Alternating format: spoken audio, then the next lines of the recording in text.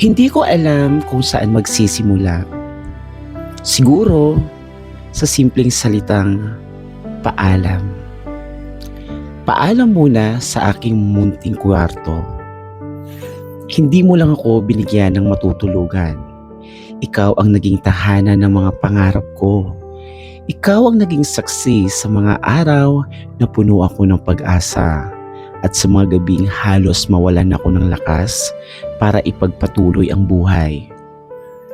Ngayon, habang isa-isa kong tinatanggal ang mga nakadikit sa pader, habang unti-unti kong nilalagay sa kahon ang mga gamit ko, parang bawat bagay na hinahawakan ko ay may kwentong gustong ikwento. Ang simpleng larawan na ito, naaalala ko pa noong araw na idinikit ko ito. Punong-puno ako ng pangarap. Akala ko noon, matagal pa akong mananatili dito. Akala ko, dito naiikot ang mundo ko. Pero, tama nga sila. Walang permanente sa buhay. Darating talaga ang panahon na kailangan mong umalis. Hindi dahil gusto mong iwan ang lahat, kundi dahil kailangan mong habulin ang mas malaking pangarap. Sa loob ng kwartong ito, dito ako unang natutong mangarap ng mas malaki. Dito ako nag-edit ng videos hanggang sa madaling araw. Dito ako gumawa ng mga content na minsan ay napanood na ninyo. Dito ako tumawa mag-isa habang kinukunan ang sarili ng video.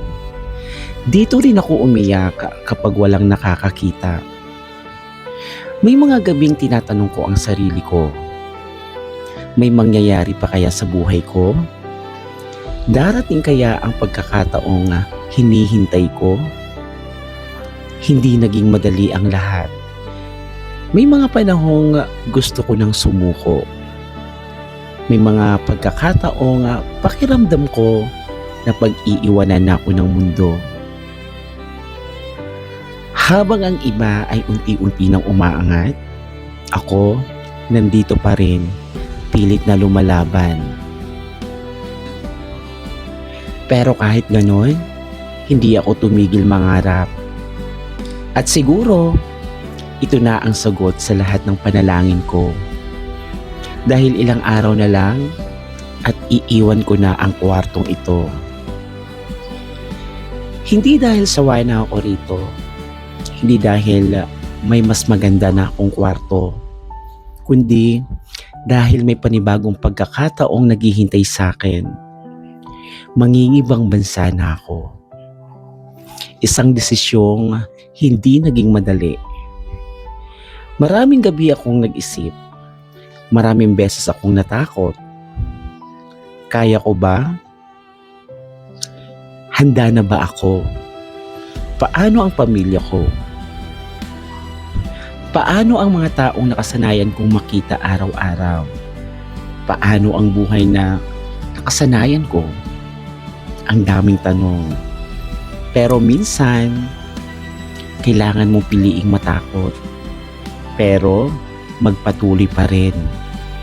Hindi dahil sigurado ka sa mangyayari, kundi dahil naniniwala kang may magandang dahilan ang Diyos kung bakit niya binuksan ang pintuang ito. Habang inililigpit ko ang mga gamit ko ngayon, hindi ko maiwasang balikan ang lahat. Lahat ng pagkatalo, lahat ng tagumpay, lahat ng iyak, lahat ng tawa, lahat ng dasal, at lahat ng pangarap. Napapangiti ako dahil kahit maliit lang ang kwartong ito, napakalaki na naging parte nito sa buhay ko. Dito ako natutong maging matatag. At dito ako natutong bumangon. Dito ako natutong maniwala sa sarili ko. Kaya naman, bago ako tuluyang umalis, gusto kong magpasalamat. Salamat sa bawat ala-alang iniwan mo. Salamat sa gabing pinatulog mo ko. Salamat sa bawat umagang dito ako nagising na may panibagong pag-asa. Hindi kita malilimutan dahil kahit saan ako makarating, mananatili kang bahagi ng kwento ng buhay ko. Hindi ko alam kung ano ang naghihintay sa akin sa bansang pupuntahan ko. At hindi ko alam kung magiging madali ba ang lahat. Pero, isang bagay ang sigurado. Dadalhin ko ang lahat ng natutunan ko rito. Dadalhin ko ang mga alaala. At dadalhin ko ang pagmamahal ng pamilya, mga kaibigan. At dadalhin ko ang mga pangarap na dito ko unang nabuo. Hindi ito ang katapusan. Isa lamang itong bagong kabanata. Kaya sa ngayon, paalam muna aking munting kwarto. Maraming salamat sa lahat. Balang araw, babalik ako. Mas matatag, mas maraming natutunan, mas maraming kwento. Sana mas marami ng pangarap ang natupad. Hanggang sa muli at sa bagong yugto ng buhay ko, pangarap, narito na ako.